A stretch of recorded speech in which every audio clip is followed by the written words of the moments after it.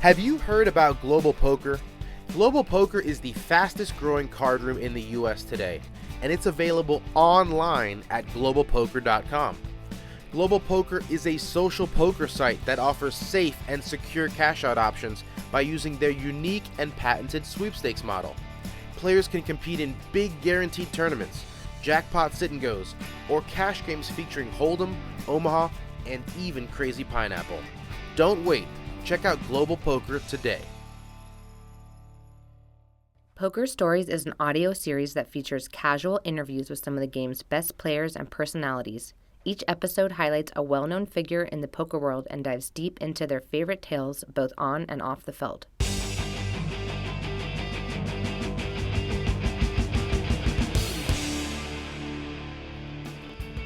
Hello and welcome to Poker Stories, a podcast brought to you by Card Player, the Poker Authority, and hosted by me, Julio Rodriguez.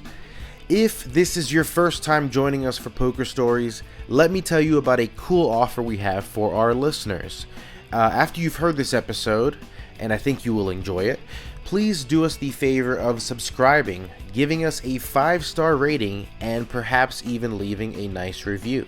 If you do all that, let us know with an email to pokerstories@cardplayer.com, and we'll hook you up with a free digital subscription to Card Player magazine.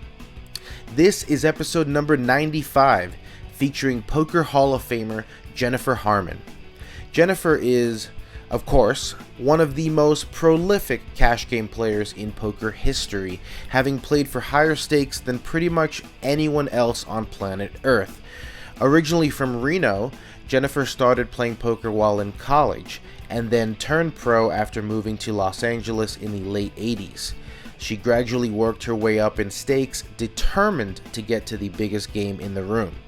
She eventually made it to Table 1, and was one of the key players in the corporation that took on billionaire banker Andy Beal in a series of heads-up matches that were chronicled in the book The Professor, the Banker, and the Suicide King. Harman herself once won 3 consecutive sessions of $3 million each against Beal, playing him for stakes as high as $100,000, $200,000. Jennifer has 2 World Series of Poker bracelets. The first came in 2000 in the $5,000 No Limit Deuce event, and the second came a couple years later in the $5,000 Limit Hold'em event, which made her the first woman to win 2 open events in WSOP history. Anyway, that's enough intro. Here's my conversation with the legendary Jennifer Harman. I'm joined now by the wonderful and lovely and talented Jennifer Harman. Jennifer, how are you doing? Hey, I'm doing good. Yeah, Everything's good.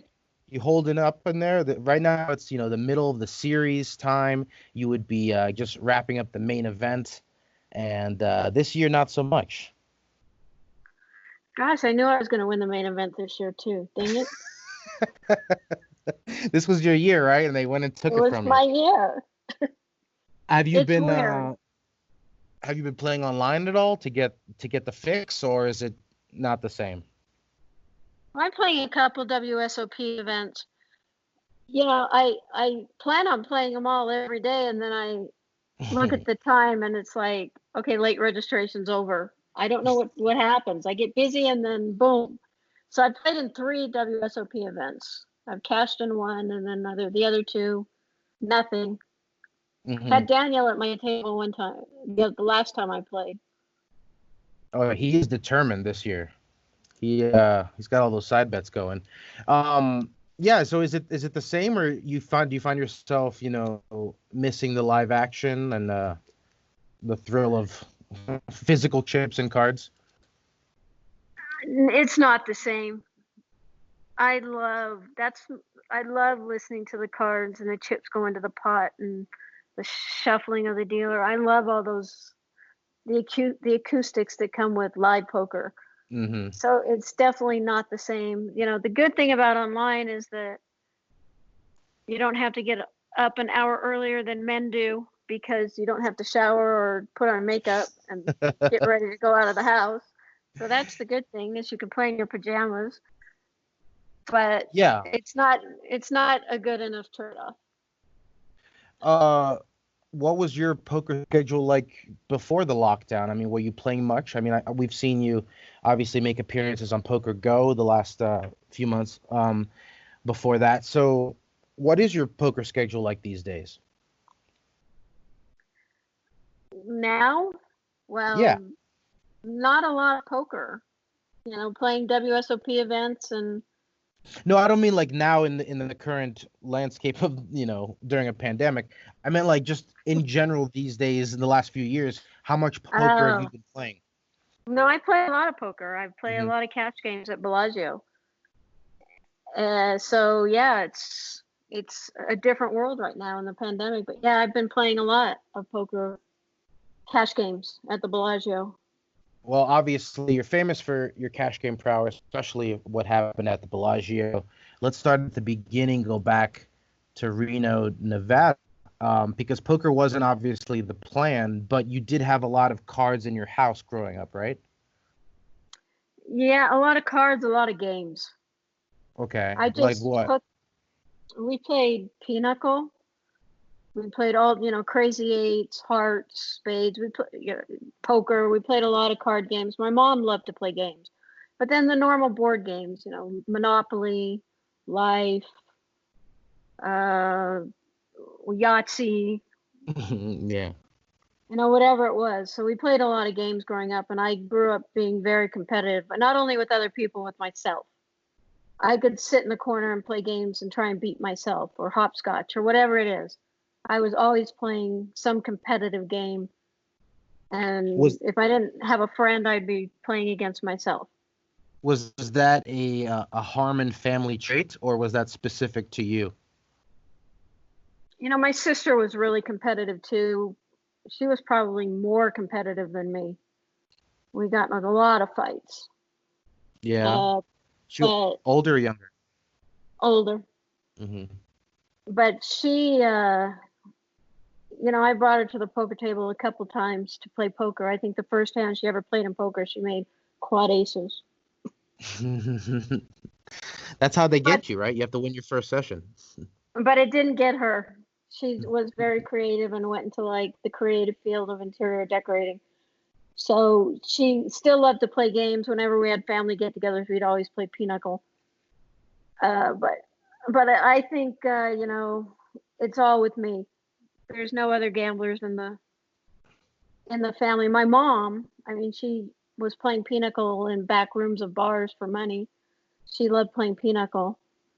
And my dad was the worst gambler in the world. But besides that, that was it. There's not a lot of competitiveness in my family. So the family owned waste removal services. I don't know if this is the actual trucks or you guys were, the accounting behind it or what how it was, but that wasn't what you wanted for your life apparently, or at least according to my research. No, I have, an Italian family where the woman basically couldn't do the same job as a man. Although my Mm. grandfather, he started the company. I think he was going to start a printing press company at first, and he buried the printer in the backyard because he couldn't take it. And he ended up starting waste removal, and he was an extremely intelligent man. And there, all my cousins, everybody had girls, nobody had boys. So we weren't really involved in the family business. But my grandfather was a big influence on me because he was the type of person is you got to work hard. Don't ever rely on anybody to take care of you because you have to Mm. take care of yourself. And he just kept on me. No matter what I did, he said, you got to work hard at it and you got to be successful. Yeah. So obviously you didn't want to go into the family business and you didn't have cards as a poker back then. What was the plan in college? I wanted to be a doctor. Yeah. How far I did you get and what did you want to do? And I got a degree in biology, hmm and then I just, I had a anatomy physio physio physio. How do you even say it now? Physiolo- physiology? Yes, thank you. Physiology class. And we brought the cadavers in, and I just couldn't handle it. Oh, really? Like real human cadavers? Yes, and I remember one cadaver being brought in. He was actually a local in Reno, and half the class knew him. What? And yeah, and they were just freaking out, and it just kind of just it bugged me. Yeah. I mean, maybe they do that on purpose to weed people out, but it seems a little Maybe. early. Seems a little Yeah. early in the process to scare people to death. Like this is what's gonna happen every day. Um, So yeah, I that's just brutal. I had a hard time dealing with like, patients dying and things like that. So uh, I just had to scrap it. I couldn't do it. And also, I wanted to be maybe a surgeon or a plastic surgeon. And I have this tremor in my hands where I've always um, shake, Mm-hmm. which has helped me in That's poker, very which I'll good come to poker. that story in a second. But my hand like just shakes, and I don't think anybody would ever want me operating on that. No, you need those So, steady hands. so what I really wanted to do, it was impossible physically to do. But I remember I handed, and I was playing No Limit Deuce, and I made a big hand, and I just moved. The guy bet, and I just moved in, and my hand was shaking so much that he insta called. He just, he Wow. didn't insta call, but he was looking at my hand, and he thought I was bluffing, and I just moved it. And were other players in the game where I bet my hands on my card, protecting my card, my hand shaking. My opponent will just take his hand and put it on my hand to like calm my hand down. They're used to But it. yeah, Okay. so Well, okay. So you're uh in school. Is that when you just took the job at the casino, serving cocktails? yeah, yeah, it was a weird time for me. My dad had just remarried and disowned me. So Because basically, of gambling? no, because his ex-wife or his wife at the time uh, told him that he didn't that basically gave him a choice. It's either me or your kids, Hmm. and said that we don't want to that she didn't want anything to do with your kids, and you can't support her financially, and she has to go out on her own. And so So, he basically cut me off from everything, and so I got a job because that's what you okay. I do. was under the impression that he was not happy with your poker choices. Um, He really didn't know I was playing poker until maybe I was like 27, 28. mhm. And Do then you he remember? really cut me off. Yeah. Well, yeah, I can imagine back then especially, foregoing medical school for cards was probably not considered the soundest choice.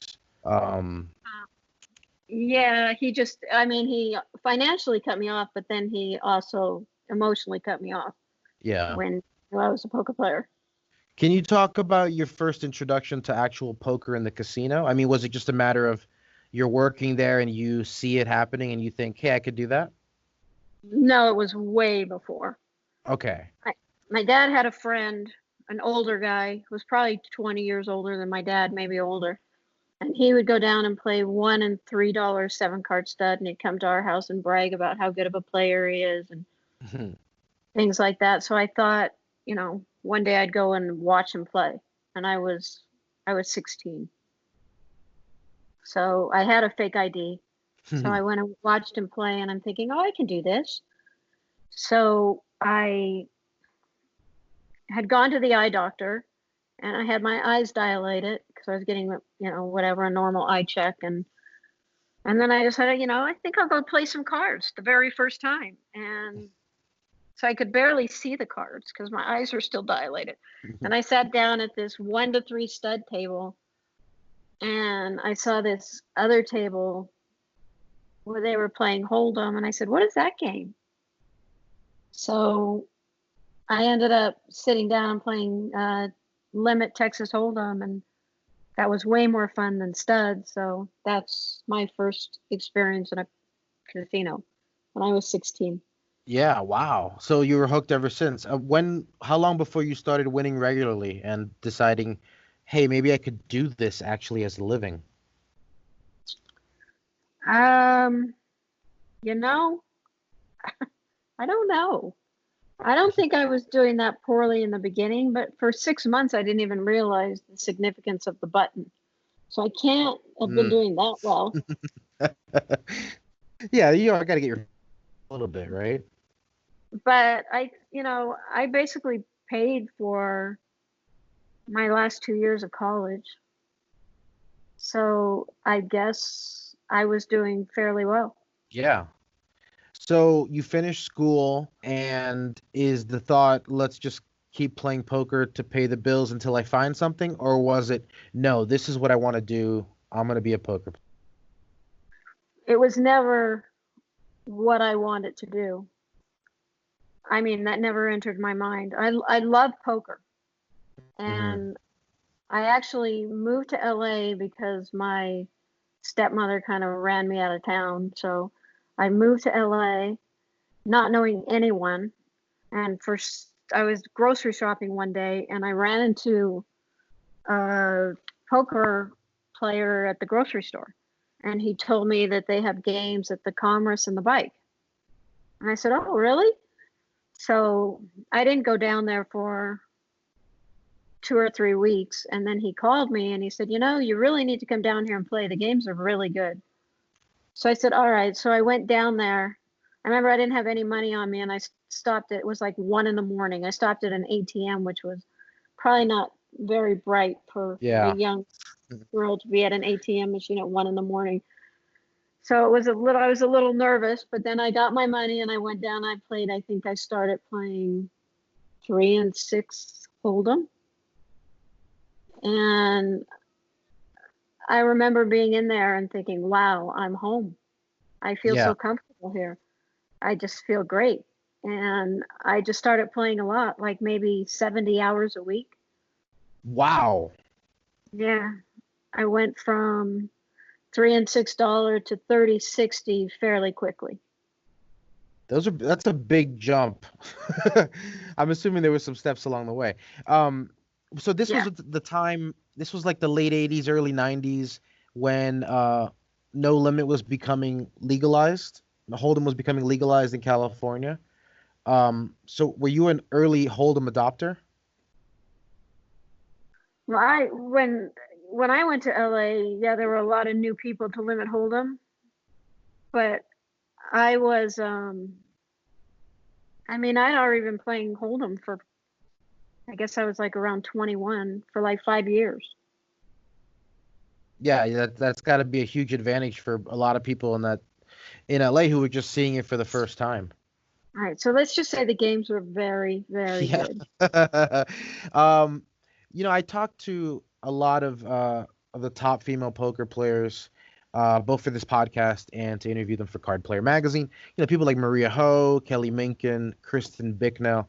You ask them who they looked up to when they first started playing, or even why they thought they could do it in the first place, and almost always they'll say Jennifer Harman. Jennifer Harman is the reason why I'm here today and I could do it. I'm wondering, did you have anybody to look up to or somebody who had a blueprint for you to follow like that?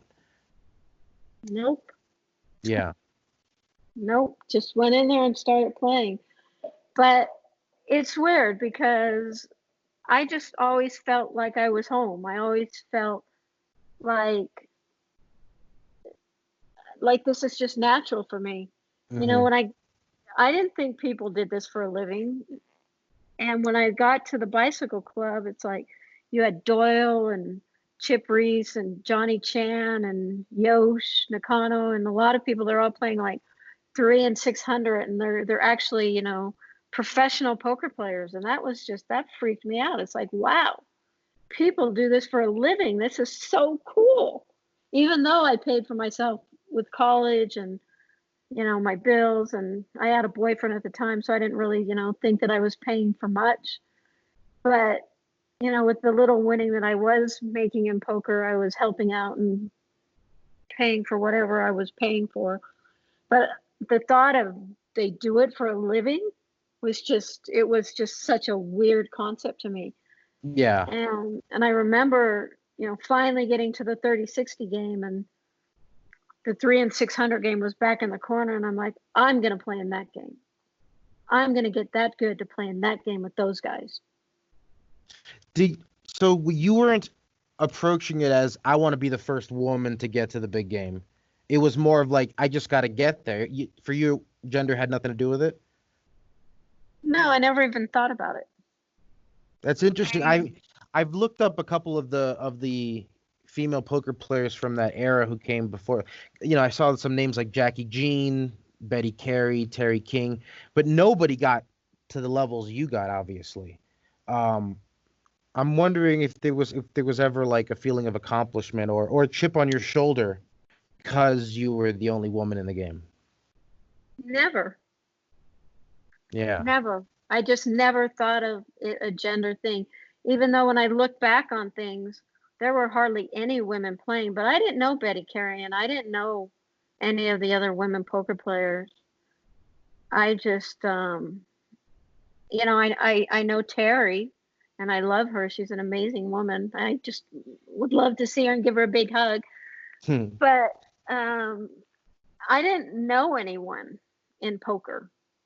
I didn't know who Doyle was. I didn't know who Chip was, Johnny, any of those guys. I mean, I eventually, through people talking and things like that, I realized the significance of them in a poker room. But when I said I want to play in that game, I didn't know anybody in that game. It's just the biggest game. Yeah, so I didn't really, it wasn't a gender thing to me. I didn't even think that way. And I wasn't treated differently. I wasn't treated like a man or a woman. I was just treated as a poker player. And I know it's different.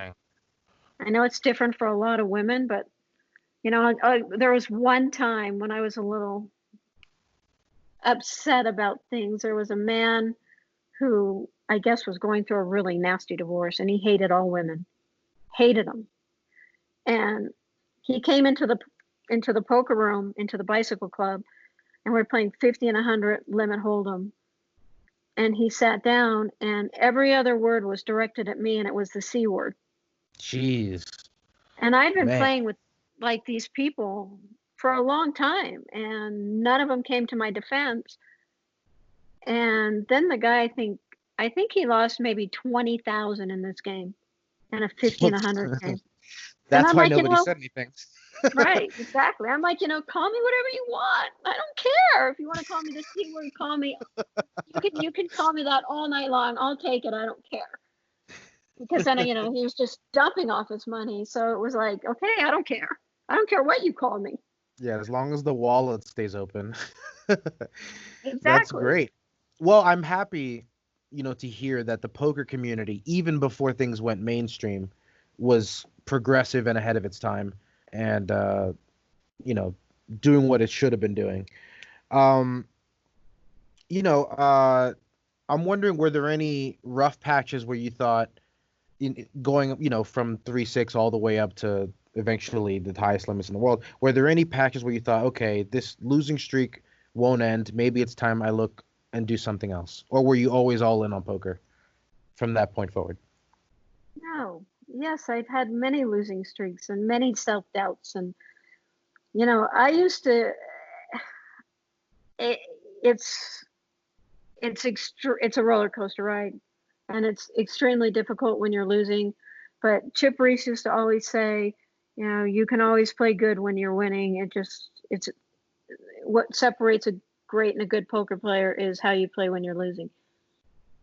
And there was many times I took breaks. There were many times that I think that I wanted to do something else, and I'd be researching other stuff. Many times.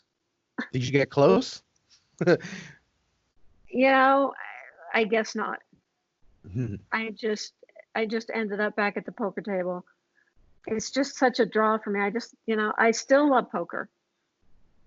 And it's, there's always learning and challenging. Like I told you at the beginning of the interview, that I always love to challenge myself and, that's what I love about the game, because I'm always challenging myself. What can I learn next? What can I learn about my opponent? What can, it's always learn, learn, learn, learn. And I love that aspect of the game. And I don't think I'll ever get tired of it. In the book, in Michael Craig's book, The Professor, the Banker, and the Suicide King, he describes you as somebody who is naturally risk averse, but also can't resist a good spot. Is that fair? I know that you were a proponent of shot taking a lot in your. Yeah. I don't think I'm as risky as a lot of the poker players, but when I look back at history and the investments I've made and that kind of thing, none of them were safe. They were all high risk investments. Yeah. But when I invested, I made decisions not on the safety of it, but on who I was investing with. Well, I just wondered because you're moving up in limits. There's a lot of people who play 30-60 for a living, and that's their game forever. They make a decent living at it. Was there ever a point where you're doing well, winning at your limits, and looking up and going, man, these shot takings aren't working. Maybe I can just grind this limit out forever? Or was it always in your mind, I have to be at table one? No, it was always in my mind. I had to be at table one. That's great. I was never satisfied with the limits that I was playing. But we played some pretty big freaking limits, but it wasn't like I just took shots in that game. Basically, I moved all myself up to like 4 and 800 and 500 and 1,000, and that was the game. That was table one. Yeah. So the game went up in limits, but I was always in that game. So it's not like I decided, oh, I'm going to go play 3 and 6,000 from 2 and 400. It wasn't like that. It was like eventually we just increased the limits of the game as it evolved. So I kind of grew, like the limits grew with everybody in the game, not just I'm taking shots that high. But I did take shots when I was playing like 75, 150. I did take shots at 150, 300, 2 and 4, 3 and 6, but I never could win. I remember me and Phil were talking, Ivy, and he said he had a really hard time at 4 and 800. Like he couldn't win at 4 and 800. He couldn't get there. It was like he just had trouble. He would always lose, and then he'd go back down, the same as me. But then, he reached a point, obviously, where he could actually win at 4 and 800 and higher. Yeah.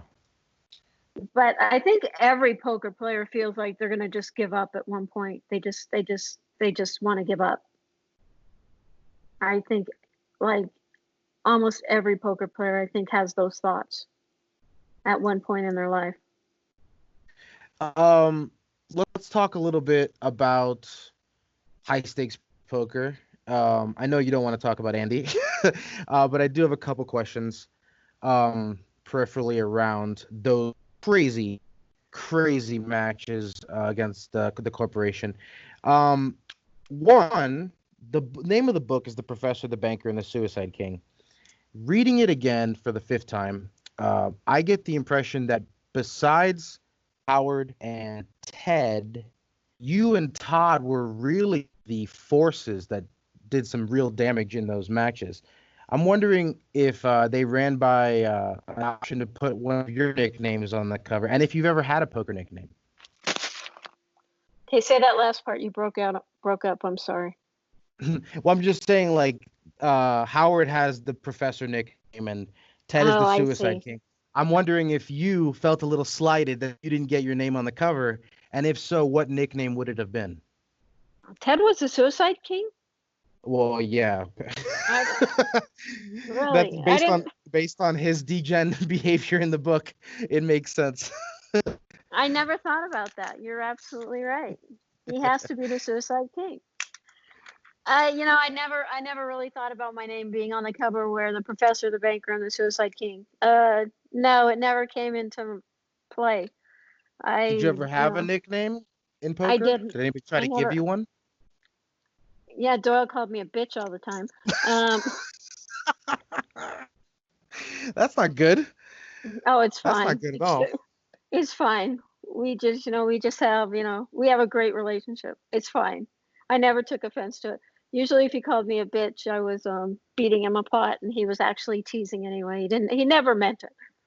So it's Oh fine. yeah, there's a famous story that he was very upset with you over a hand that happened, but that he got over it.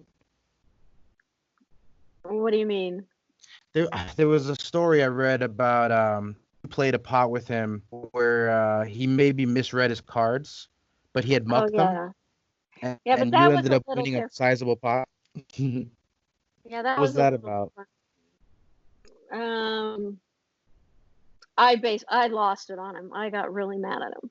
And we literally didn't talk for a couple weeks.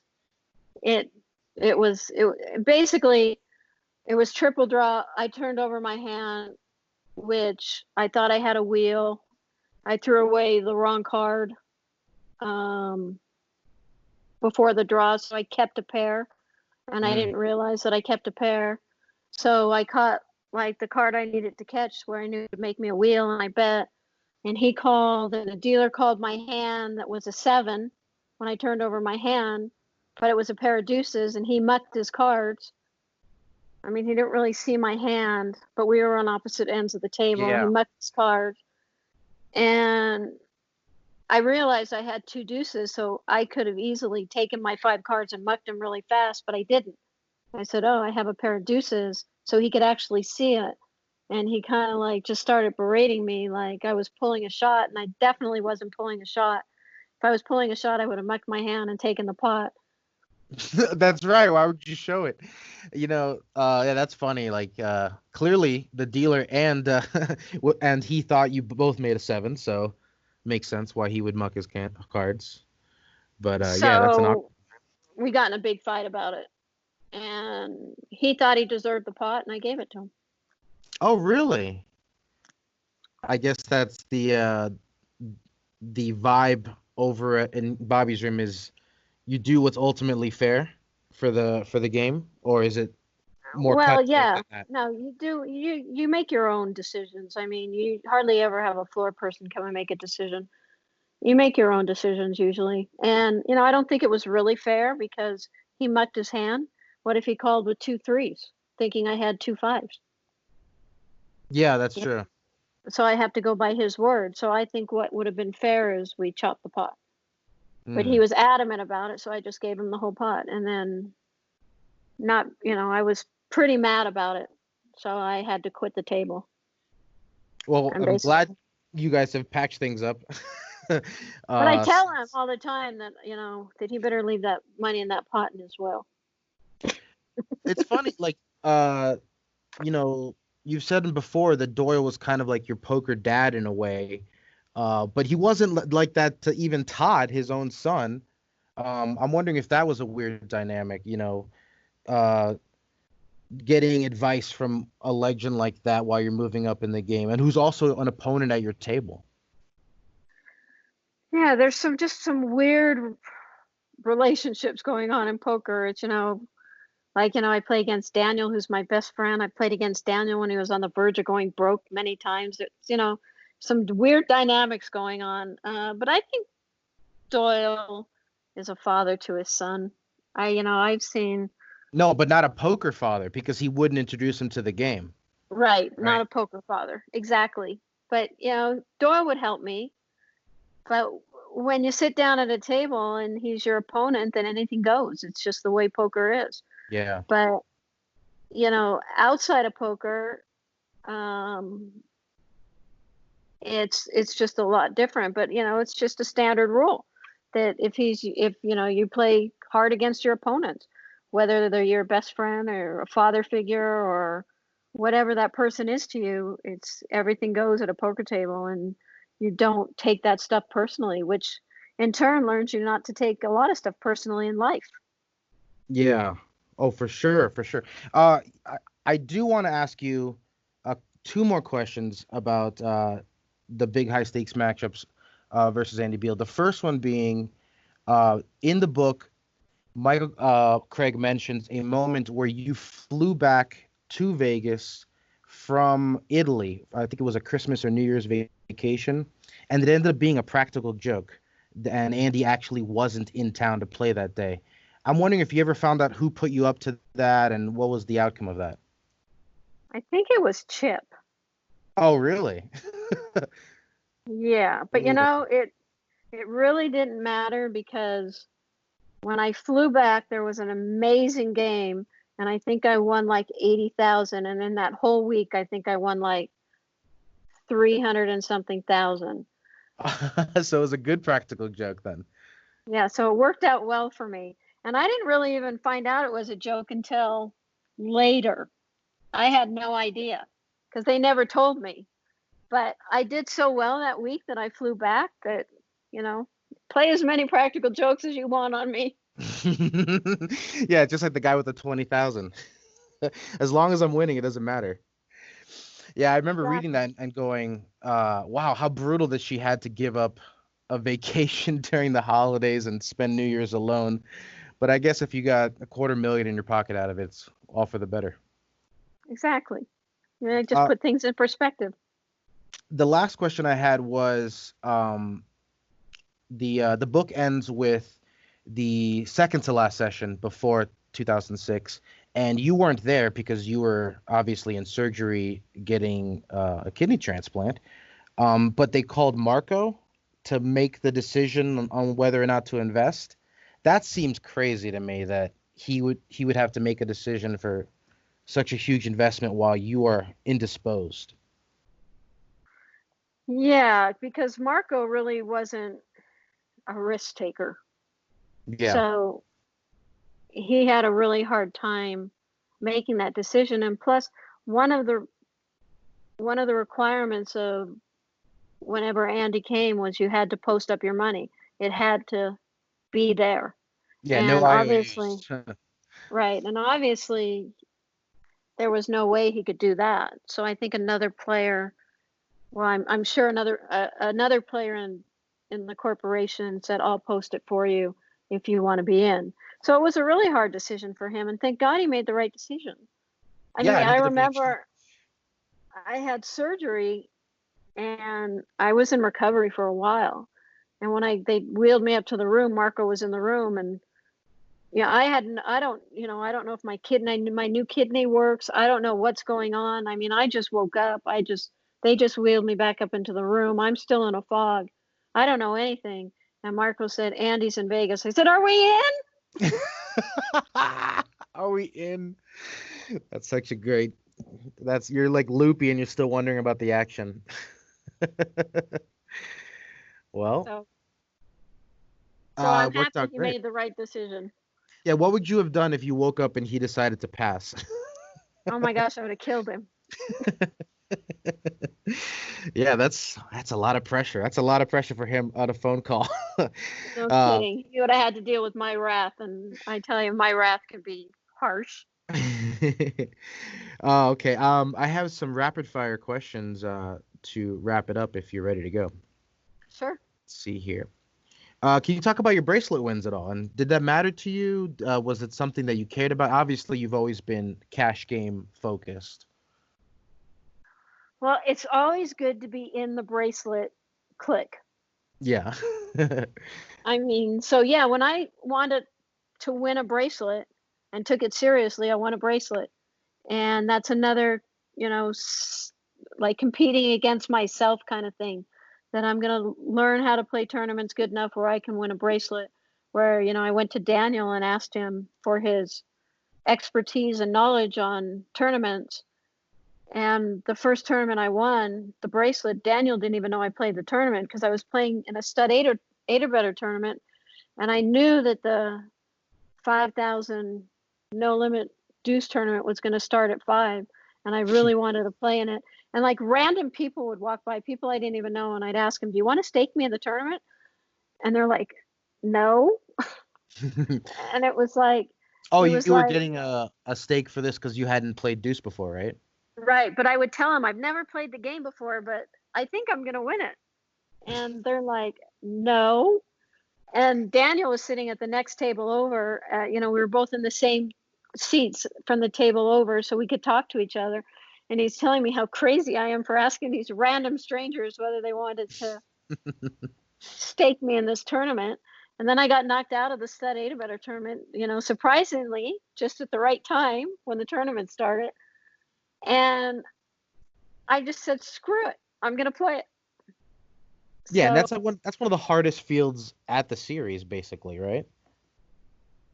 Yeah, it was, I remember Amarillo Slim pulling me aside and says, if you play this tournament, I'll bet you that you won't get far in this tournament.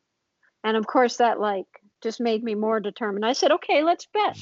I said, how much money you want to bet? And he's going, no, I don't want to bet money. I just want to bet a cup of coffee. And I'm like, well, then no bet. Oh, you should have taken him up. Make him get you that coffee every day.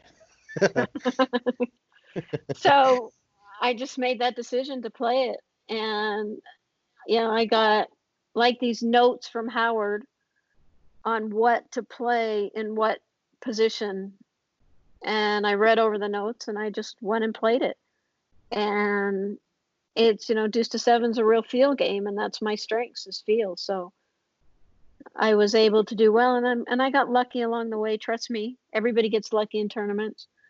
But I remember it was down to heads up, me and Lyle. And Lyle said, let me see that bracelet, to the floor man, to the tournament director. And he gave him the bracelet. And he said, no, I don't like it like this. I want my name engraved here.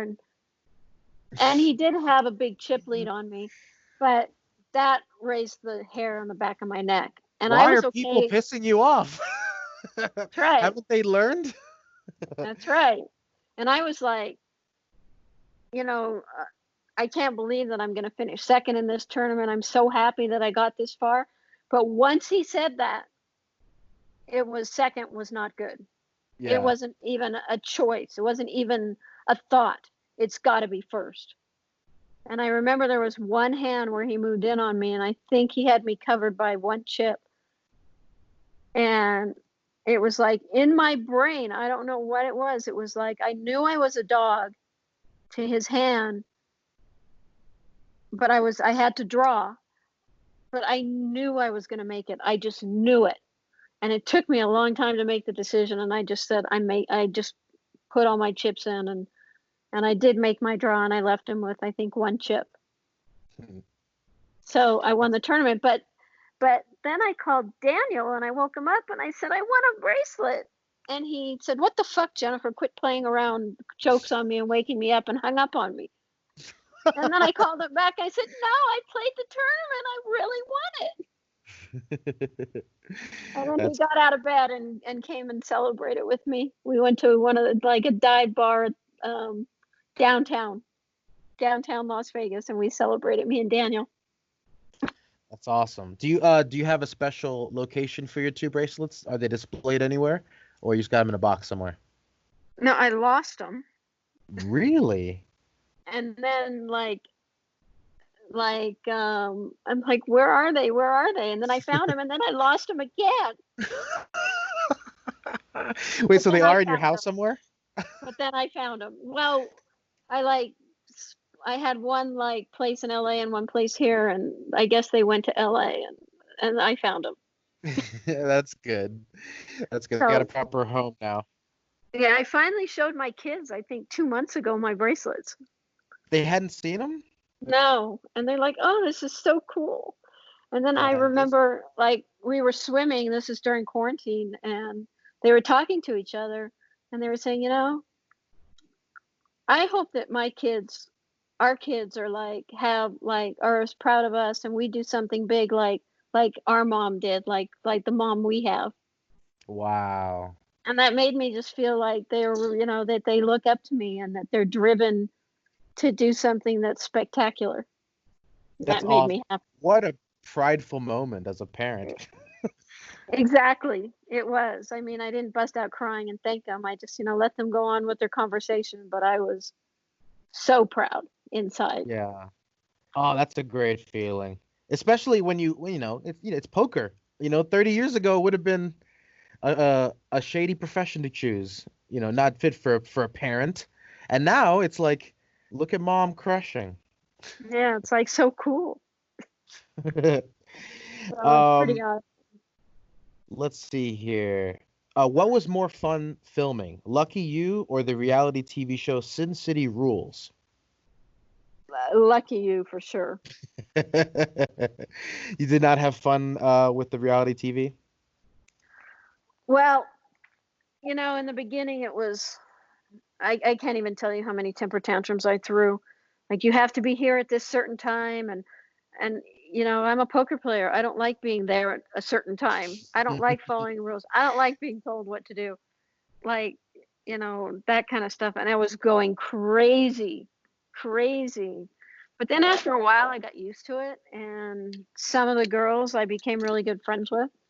So I'm really happy I did that experience.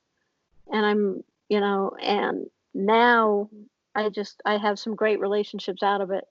So I have to say I'm really happy I did it. But Lucky You was, I don't know, it was more fun. I mean, I'm sitting there on the sidelines playing poker with Robert Duvall. I mean, who gets an opportunity to do that? I mean, we weren't playing for money, but who cares? Yeah, and you weren't playing yourself either. You had to be an actor. You were No, but I'm Shannon saying Kincaid. that's right. That scene. But I was like, we weren't filming. We were just playing. Robert Duvall knew nothing about poker. Oh, you That mean show, just like on the set? yeah, and Awesome. that goes to show you that how good of an actor he is. Because Yeah. I was, we were playing poker and talking about poker, and he really didn't know much about poker. So it was interesting. And this was on the set. It wasn't we weren't filming, but they offered me the chance to play the woman at the final table, that character, Hmm. but they were shooting during the World Series and I didn't want to give up the World Series to film that character, which I would have gotten paid a lot more and I think it would have been more fun, but I turned it down. And then they called me back and they had already filmed my scene with Shannon Kincaid and they said, well, our shooting schedule changed and we're going to, talk to the studio because we really want you to play the woman at the final table. But then they didn't have the budget to to redo the Shannon Kincaid scene. So God. it worked out where I couldn't do it. But it still was a great experience. And, Oh, I got to know Curtis very well, the director, and Carol, the producer. I got to know them very well and built great relationships with them. So it was pretty cool. Curtis, has now passed away, but it was an amazing experience for me. what about the kids? Have they seen mom as an actress? I think they've seen Lucky You, but they don't care much. or, or there's also another credit here on your IMDb page, The Big Blind, as Oh my Kathy. gosh. Oh, please.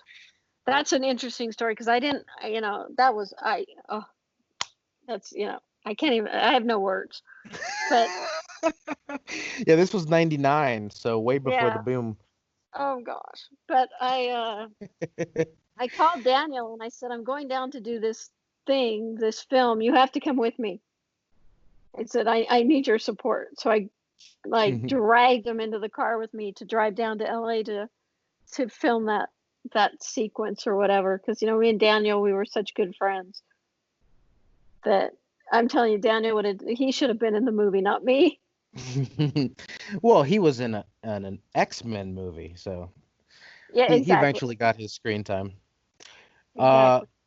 let's see here. You were inducted into the Poker Hall of Fame in 2015. Was that another bucket list item for you, or did you think maybe one day, or not even on your radar? No, it was on my radar. Yeah. Yeah, I am really happy that I got inducted into the Hall of Fame. To have the support of your peers to say that you're good enough to be inducted in the Poker Hall of Fame was pretty rewarding and satisfying for me. And Yeah. that really made me feel well, because I've worked really hard at poker, and to be rewarded by, shoot, hang on, to be rewarded by my peers, that's, like I said, incredibly rewarding to me. What is the biggest pot you have ever won or lost? Your choice. This is okay. So I'm leaving Andy out of that, because obviously the biggest pots I've won were with Andy, because we obviously at one point played 1 in 200,000 limit hold'em. Yeah, that's pretty big. Yeah, there was a hand listed where you flopped Broadway against him. Like you guys put in 13 raises on the flop or something. Yeah, Crazy. that was crazy. But I think we were only playing like 10 and 20,000 or 20 and 40,000. I'm not sure. But the 1 in 200,000, I mean, the pots got fairly large. That was a big game. That was an incredibly huge game. I can't even believe that I was able to disassociate from the money of the game to where I just thought they were just chips, because you have to do that. But that was an incredibly big game. But for me alone, I don't remember bad beats. I don't remember hands. But the biggest pot I lost, I think, was 450,000, and I remember that hand. Yeah, was it particularly brutal? Well, Doyle rode the broom on me. He says, "I think you got this one, Jennifer." And but I did win a portion of that pot. But I remember flopping a straight. It was PLO, a straight, and the nut flush draw, and I was against a person that had the second nut flush draw, and a straight draw to tie me, and the other opponent had bottom 2. Oh. So I think we ran it twice, and the first one, the opponent who made the same straight as me, and the second one, the board paired, and the guy who won bottom 2 won half the pot. That's gross. So I was in pretty good shape that hand, but that's the way it goes. Yeah, well, there's the famous one online people can look up where it was you against Corey Zeidman, the straight flush versus the queen's full. Yeah, that was tough. I had a gut feeling in my stomach that I was going to lose that pot. I didn't realize it was going to be so brutal. But poor Corey. Corey, whenever I see Corey, he still gets asked about that hand almost every day of when he's in a poker room. He never gets a break from that hand. And he was a little over the top with his motions and acting, but it worked out for him. You weren't gonna. Yeah, but like I said, I never take things personally. I mean, me and Corey, it was no big deal. But I remember we were playing in a WSOP event, and this player at the table, I couldn't focus. He was asking me questions every 15 seconds, and I was trying to play poker and focus. And I was ready to go for my head to explode. And Corey was at the table. I said, "Why don't you ask Corey some questions? He's the one that put that really bad beat on me with a straight flush." And Corey went, "Oh, thank you, Jennifer, for bringing that up. Thank you for diverting the attention to me." Yeah, might as well. He won the pot. He's got to pay. Exactly. What's the best swap or piece you've ever had of anybody outside of, Andy and the corporation? Maybe a tournament swap or piece. It's got to be Daniel. Yeah? He came through for you in a big one? Daniel's won a lot of money for me as he was trying to move up in the world. I remember he was in Atlantic City, and he was going to play the Poker Players Championship or whatever it was that they were playing in Atlantic City a long time ago. Oh, the U.S. Poker Championship? Yeah, maybe that was it. And we were talking on the phone, and he said, "I got to find somebody to take half of me." And he's asking me who can he call to take half of him. I'm going, me? I'll take half of you. And he won it. So, he came to the poker to Bellagio one day and just dropped off half of whatever he won in a paper bag and put it in front of me. But there were many times when I took pieces of him in tournaments where where he won or he did well, or things like that. He's definitely made me money. So I guess he would be number one. Yeah. Obviously, when you broke into poker, there were casinos and poker rooms, but I'm wondering what's the weirdest place you've ever played poker for money? The weirdest place. I'm guessing it hasn't 100% been in casinos.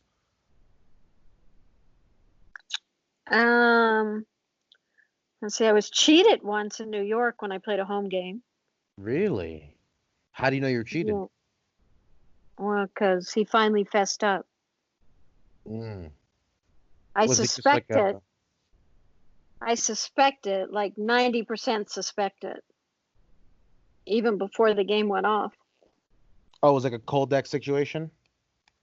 Yeah. Well, it was more like video cameras and being able to see your cards. Oh, man. Sophisticated cheating. And it was a very big game. But as far as that goes, I mean, the game shut down immediately after somebody said, like, they feel the game's being cheated.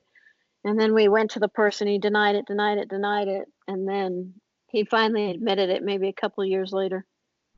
Well, hopefully the karma caught up with him. Who is the best player we've never heard of? Was there somebody you came up with that was just amazing but never got the credit for their skills? There's still a couple players that don't get the credit for their skills. Should have been in the Poker Hall of Fame way before me. Like who? I mean, well, finally David Oppenheim got credit. He got, he got inducted into the Hall of Fame last year. He's way better than I am. It's like not even close. I talked to people about David, and the consensus is that he is the mixed game crusher. That he just doesn't have a B game or something. Yeah, he's just an excellent player, and I'm so happy he got inducted in the Hall of Fame, because if he went on the tournament circuit and really took tournaments seriously, he'd be up there with everybody else as far as tournament winnings go and things like that. He's just a good poker player, period. And he knows how to win, and he's very good. But there's people like I would say Ray DiCargani. Ray D, yeah. I mean, he might even be better than. I think he is better. I think he's better than Opie. He's better than David Oppenheim. I think the problem with Ray was always what he did with his winnings afterwards. Yeah, but that's pretty much that's a That's a lot. I think that chapter in his life is closed as far as that goes. That's good to hear. So, but he's always been great at poker. He's just phenomenal, and he's never gotten the credit. And people that, when I bring his name, they're like, who? And he's a very boisterous personality at the table. So I think if you point him out, they'd be like, oh yeah, Ray D, for sure. He's a memorable character for sure. Let's see here. What is your largest non-poker wager? I remember betting my non-poker wager. I bet a lot on a football game one time. Okay. Like 100,000. Okay. Did it work out? It did. Thank God. And I'll tell you another thing. I rarely make like sports bets, and we were playing, and Opie said, "Oh, you got to bet this college team. They're going to win for sure." So I went and bet it, and they lost. I didn't bet a lot. I think I bet like 3,500. So I didn't bet a lot. But then I looked at the ticket, and the sports book wrote it up wrong. So I don't know if I screwed up the bet or the sports book screwed up the bet, but I won the bet. It's a good thing you double checked it. I know, right? And I said, Opie, I said, did I win this bet? Did I bet the right side? And he said, oh gosh, yeah, you bet the wrong side. But I bet the right side because I won it. That's funny. What is a talent you don't have that you wish you did? To be creative. You mean like I'm more, artistically or? yes. I always wanted to be a rock singer when I grew up. Well, And that I leads me don't to have, my next question, which is and I don't what have do a you listen to? voice. I listen to everything. I love it all. My kids listen to a lot of rap. I like the music. I like rap. I like everything. The only thing that I have to struggle with is jazz. Mm. But Too I free like, form. I don't know. I just don't like the sound of the horns. I don't know what it is. It drives me crazy. I cannot go to a nice jazz club and listen to jazz. It just drives me nuts. Even though jazz is pretty awesome, it's just not No, good with me. my wife would definitely agree with that sentiment. She can't handle the horns either. What about headphones on at the table? Do you do that at all or? I do. Yeah. I do a lot. What are you listening to? Just something distracting or some pump up music, like a workout mix? Maybe some classical? No classical. I don't really like classical. Uh, I don't know, just a different array. Depends on, what I like. There might be a song on the radio that I really like, and I'll just play it over and over and over and over again. And if I'm winning in this tournament, I'll play it till I get knocked out. Really? So, okay, that brings me to my next question, which is, are you superstitious at all? Mm, only towards $50 bills. What is it about $50 bills? I don't know. They're unlucky. Don't you know? Oh, okay. So Didn't you just don't. didn't you get the memo? I didn't know this. For the record, anybody listening out there wants to send me their $50 bills, I'll take them. Uh, I have no qualms about that. But that's the only superstition. It's not like you don't have a lucky seat or No, favorite hand or anything. no, no superstitions. Thank God. There's too much to worry about too much to think about in poker than actually putting superstitions on top of it too. Oh gosh. Right. We mentioned the music. What about movie? Do you have a favorite movie? Godfather 1 and 2. I'll give you both. They're that good. I'll give you both of those answers. But I What I about can't poker? wait till my kids get old enough to like watch the Godfathers with them. I'm so excited. I have such a long list of films to show my daughter, and it's like I'm gonna have to wait another 10 years. None of the references will be, it's crazy. It's so frustrating. I can't do animated movies anymore. Uh, I know. but yeah, the Godfather, that's a good one. Uh, um, let's see here. Uh, where was I? Oh, favorite gambling movie. Wow, there's so many. I mean, I love The Sting. Mm. There's so many good ones. Cincinnati Kid. I love Rounders. There's so many good ones. Let's see here. Oh, forgot about this one question. Who is your celebrity doppelganger? Or who have people told you look like, maybe growing up or recently? A lot of people used to say Goldie Hawn. Okay. I feel like she's older. I don't know if that Yeah. works. And then they'll even say Kate Hudson, her That makes daughter. more sense. Yeah. Oh, yeah. Okay, I can see Kate Hudson. Um, do you like telling people that you're a professional poker player? Like, let's say you get into an Uber or something, and they say, "What do you do for a living?" Do you tell them the truth or? Not your favorite thing. It all depends. I mean, if I don't feel safe in an Uber, I won't tell them I'm a professional poker player. Is that weird? No, that makes sense. You might be carrying a lot of cash. But I, before the poker boom or whatever happened with poker, I used to tell people I was a songwriter Oh, that's cool. because that was so much easier to believe than me saying, "Oh, I'm a poker player." And you don't actually have to sing. Right, exactly. But I usually tell people I'm a poker player, or like my kids will just blurt it out, "Oh, she's a poker player." Oh yeah, So, yeah, yeah. They're not so gonna.